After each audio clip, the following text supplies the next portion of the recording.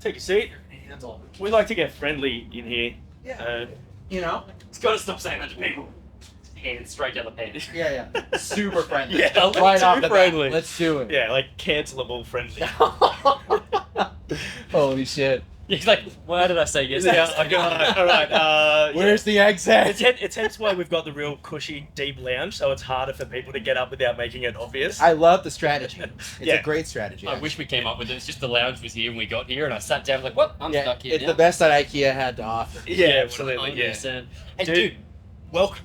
Thanks for having me. we're stoked to have you here. Yeah, so, yeah. As we just briefly said, we've been able to sort of like kind of watch you guys just take off. It's been a fun ride to be part of for us. Sure. How has it been?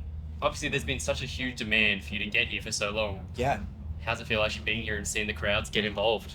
I was literally just talking to a couple guys in catering and just being like, I can't believe that we're all getting to do this in this fashion and for it to be the first Knotfest. you know? Yeah. So for us, like to be able to do this and then also have the first show in Melbourne, like, oh my God, it was just mental. I didn't even know what venue we were playing until like a couple nights before. Yeah. And I checked it out and I was like, there's no way. Like, we're playing this? Like, that makes It's like no debut sense. show. Yeah. So it's definitely been really crazy and yeah, it's a lot to take in. It's very overwhelming. Was that a case of just because, obviously because you guys haven't been to the country before, you didn't know how to gauge, like, as you know, streams and YouTube views and all that sort of stuff is all great, but Yeah. it doesn't necessarily translate to bums on seats, so to speak. Yeah. I mean, I think everything for me is always a surprise. But like I was saying before, like to someone outside, like I think when you're thrown into things, you kind of become immune to it to a certain degree. So for us, like coming all the way over here and seeing it in real life and having people know the words and showing up and caring, it's kind of like a smack in the face where you have to really like celebrate and you have to be stoked. Because as you say, sometimes the streams and the video views and all that stuff, like it's obviously incredible to be able to see in real time that people actually care, but there's nothing like playing for people, and you're never too sure if people are going to be there or what. Especially like the climate at the moment with like, money all around the world being so hard and people not being able to afford to go to, things as much as they. Totally. But everyone's still like, you know what, I'm going to find the money to go and check out bands because it keeps me fucking sane. Yeah, and it's so important. And I mean, like, on the other side, too, for bands, it's getting so difficult monetarily, but we all care so much. So we're all going to make it work, you know what I mean? Yeah. Yeah. Have you been out touring in Australia before with previous music? Once in my old band. Yeah, okay. Yeah, I used to play in a band called I Wrestle the Bear once. Yeah. And they had done it a couple times before I got to do it with them. So, the attitude on that tour was, hey, there's the Opera House. We've seen that before. Take a look. Yeah. And then you drive past it and Yeah. that's it. So to be able to do this in this fashion and have some time to walk So you're around. actually getting some downtime. Yeah, we had Yeah, cool. at the first few days actually we got to just hang out in Melbourne for like 3-4 days, and I think we're gonna try to hit up a koala sanctuary. You gotta do basic, it. but No, at the same, you you gotta gotta do it. It's like 100%. initiation, right? So I feel like anywhere you travel that has the it's touristy, we don't do it. There's a reason it's touristy. right, Do the thing. Don't feel guilty about it. Yeah. Embrace the tourism because totally. Get the photo, put it on the gram. 100%. You gotta flex on the ground with the koala, just the way it goes. I'm all about that. I don't think there's no shame in doing the tourist thing. Yeah, you do it once and then it's there. I feel like every time I go to a place, like anytime I'm in London, I'm still gonna do the touristy things. New York, I've been up like Top of the Rock so many times. Yeah, Because it's never bad. There's a reason people do it. yeah, you have to do it. You definitely But, have to. Yeah, I feel like the koala things, you got it. Yeah, and I mean, just for the fact that when you come home and all your friends are like, "So how was the koala?" Yeah. And then you're like, "I didn't go." They're like, "What do you mean?" You know what I mean? Like, 26 hours and you didn't do the koala? yeah, exactly. It's a long fucking flight without that. Yeah, I drugged myself before I got on that flight. I'm thankful that I did because like lots is equal and stuff. And then I think actually it wasn't until after our set the first night that it really hit me how tired I was. Oh, shit. We were playing and all of a sudden I was like, why does everything feel like it's in slow motion? This is crazy. And then afterwards I was like, I was like totally zonked. But That doesn't happen in mid-set. yeah, I guess so. Just pounding energy drinks, like Why does he keep playing halftime? Yeah. It's really slow. Very sleep. So, crowd reception is, like, obviously, Melbourne, it goes without saying. Today, it's fantastic. Yeah. Has it sort of really put the fire in you guys to try and get back here and do your own thing? Because the demand is obviously there. Oh my God, yeah, we are chomping at the bit to come back, do our full like headline thing. You know, if that's the case, if we can do that, that'd be amazing. Because as I said before, like we had no idea what to expect, and then once the first one sold out and being able to do these 3 dates, it's just kind of like, okay, like we have to come back immediately, you know. So I hopefully feel we get like to do it. it's been such a sick time for heavy music as well, because there's been a few bands that have really reignited the scene in a huge way. I think bands like you guys, Electric Callboy, Bad Omens, like Yeah. there just seems to be this whole new generation of fans coming across. I don't know whether it's like there's something accessible or whether people are finally giving this stuff a go because they were sitting at home for 2 years. Yeah. But, and you know, like you three bands that I just mentioned, are absolutely killing it. So Well, I appreciate you lumping us in with those guys. It's pretty wild to see, man. And I think you are right about, you know, people being stuck at home for a couple of years, and really, I mean, even with your guys' videos, like I think you guys are to thank for a lot of people finding certain bands too, you know, because what you guys do is so incredible, and it's almost like a gateway in itself, you know. Yeah, it's Not become only a new era of journalism, which Totally. is weird. Yeah. and not only are they attaching themselves to you guys as presenters, but they're also finding all this really cool music, you know. So I mean, I kind of related to when I was a kid, and at like 10:30 at night there'd be like the metal show, yeah, and I'd just be like, oh my God, you know, 100%. find all the new bands and stuff. But yeah, I think people being stuck at home and then not being stuck at home and all these bands thriving now, it's like, well, we have to go watch them. I wasn't able to Yeah. for a couple of years, you know. Yeah, absolutely. So yeah, I think it kind of goes hand in hand. Like a don't know what you got till it's gone type thing. 100%. Yeah, definitely. Do you find being on the road a different experience to other bands? Because a lot of people talk about like, oh, it's hard being away from your family and loved ones. Yeah. Whereas you're doing it. Like, Yeah. you don't have to. Like, we're going together. Yeah. Does that make that experience like a better experience, do you think? It's honestly the best thing ever. That's sick. If I wasn't able to tour with my significant other, I think it would be extremely difficult.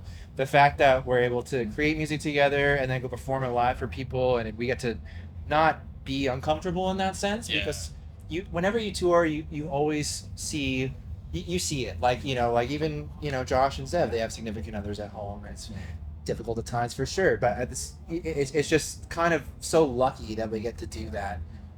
It is a huge rarity, and I'm so thankful that it is like that. Because Yeah. again, I don't know if I'd be able to do it otherwise. So Do you guys have a no shop talk rule though? Because obviously, like having it be everything, I feel like that would be really hard to like separate. well, yeah, I mean, like, I guess in a traditional sense, like a couple will come home from their 9 to 5 and they'll be like, oh, I'm Bob and HR, Yeah. you know what I mean? Like they're freaking out, right? For us, we, you know, this is all we have. Yeah. This band, we've built it since the beginning, and this is all we have. So we talk about it a lot, but a lot of the time we'll kind of catch ourselves and be like, we've been talking about this for a minute. Like, why don't we just go get coffee or like, Yeah. you know, go out for dinner or something? Oh, that's Kinda- awesome. So we'll have these blocks of time where we try not to, but like, you know, it's hard when it's not only your job, but it's also your passion, and then you're involving your significant other and stuff too. Yeah. It's a big balancing game, but the pros completely outweigh the cons, in my opinion. Yeah, I love that. I That's like awesome. that. Obviously, we haven't had the chance to see you guys before, but we've seen like the videos, we've seen a lot of live footage. I got to say, bringing Josh in has added an entirely different Yeah, dynamic. yeah. The dude's an absolute weapon on stage. Incredible. Got the vocal abilities as well. Yeah. Like, You guys are a performance. It's not just, oh yeah, like they play music. The whole thing is very captivating. Oh, that's And awesome. to see it in like a festival setting, like I can only imagine what it'd be like having your own shows too. Oh, I appreciate you saying that. Yeah, I mean, Josh has been amazing. He's supporting Courtney a lot live, and like those two, it's so funny. It's like you never know how, because obviously I've heard him sing before on record, right? Like Yeah. I know his songs and everything. He's got such an iconic voice. Yeah. But then you don't know what it's gonna be like when you're like, okay, well, how's he gonna sound with Courtney? true. And when I Yeah. first heard that together when we were rehearsing, when he was first on with us, I was like, yeah, this is gonna sound really good. You know what I mean? Like it was such a great, it's such a great boost for everyone in the band, especially Courtney, because you know she's wearing many hats. Yeah. You know, like she's singing and she's screaming and you know all that. So it's like Josh being able to be there when she needs some downtime, where she's not just gonna like, you know, Front set of the whole. mic out. You know what I mean? Yeah. Someone else can take over that. Yeah. I wish I could sing, but I'm tone deaf, so. whatever.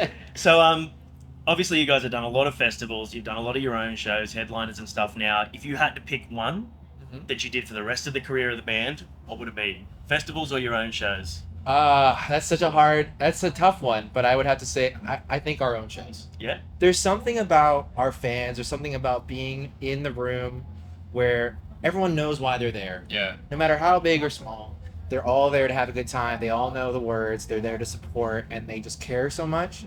I mean, it's just, I can't even describe it to you. And we haven't really gotten the chance to do that much. Like, we've honestly done probably 12 or 13 headline shows.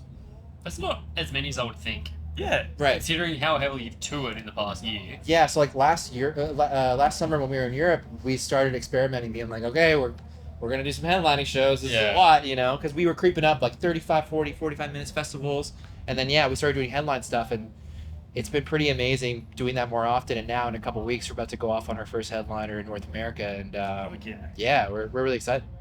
Bucket list bands to tour with. Obviously, Oh, getting asked to do. Don't Fest do this to me. Yeah, you gotta do Oh, we it. don't fuck around here. Okay. Well, yeah. I mean, obviously Slipknot. Come on, Metallica. You know, Any that we wouldn't expect. Any bands you draw inspiration from, be like, this would be sick to play with them that maybe people wouldn't think you'd enjoy. that's tough. Nine Inch Nails. Oh, that would be yeah. sick. Nine Inch Nails. Yeah, big fuck time. yeah. I can see that. Yeah, I can see that happening. yeah. I mean, they have such a wide variety, and they're just such an iconic band. I mean, that'd be something else. Obviously, it love. won't happen, but put it out into the world. Maybe Yeah, Trent, do it. you know, sees this interview and he's like, yeah, I'll give him a shot. You know, maybe.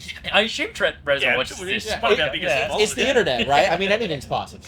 Oh, that would be, yeah, I would 100% be down for that. I feel like, particularly because you guys have sort of explored your sound a bit more and sort of going along a bit more like, almost like dancey, like rotoscope and stuff. Sure. Coming out.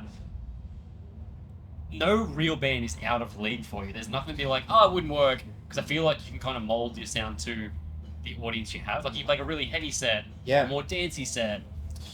Yeah, I mean, there is a lot to choose from for sure. I just don't really feel like there's a point. Like, if you're making music, why just do the same thing over and over and over? Yeah. And I mean, I would rather try and do something and, you know, someone's like, I don't know, it's not for me. When they have a sea of other songs that maybe that are for them. You know, it is for somebody. I think it's very kind of, I don't know, it's just not a good move just to kind of be like, this is the only thing I do. I'm only going to do this. I'm never going to stray from it. You know, it's like, and there are bands that do that and they do it really well, and kudos to them. And some of my favorite bands are very like one-dimensional in that way. But I think you have to have variety, especially this day and age. Yeah. You know? You also want to challenge yourself if you're touring, like, 200 out of the 365 days of the year. Oh, yeah. You got to play these songs every second night. Totally. Yeah. Anyway, should we finish on the tough question? Yeah, okay. So you've already played your set, but Yeah. tomorrow, Brisbane, you're going to go up. Before you get on stage, you're going to put on cold wet underwear or cold wet socks. Okay. What do you choose? Gonna go with the socks. My Damn it, man. that's Gotta go with the socks in a socks. row today. Yeah. Have to do the socks. Why? Everything else would be so distracting. Are you kidding me? Yeah. I like you so much, and now you've ruined things. Well, we're never gonna talk again. It's okay. It's not my fault. Yeah. You asked me the question. Yeah, you're right. That's a good point. Johnny's a dick. Good, like, I'm subscribed to your YouTube channel, dude. What's up with that? Now I'm okay. Cool. So Is it- again, I'm the dick. I just want to point out that Johnny is. This is the first time we've ever had a guest truly understand that Johnny's a dick. It's lovely. Fair enough. Fair enough. Okay. Is it the chafe that puts you off?